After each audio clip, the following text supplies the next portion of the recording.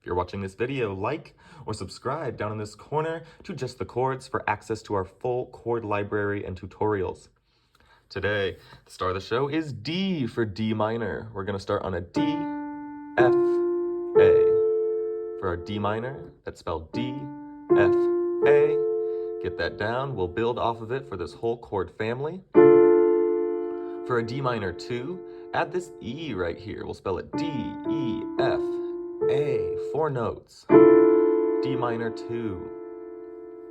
For a D minor 4 suspension or open fifth, go to our D major video. There's a link in the description to the chord library playlist that has those, the 4th and the 5th, in that chord family.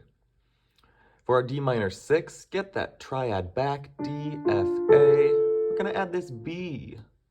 That's the 6th note up from D to get our D minor 6th. 1, 2, 3, 4, 5, 6.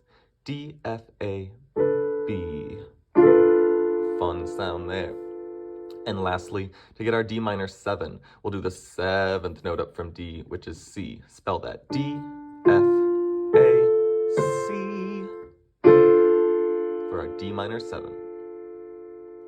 That's the chord family. Play on.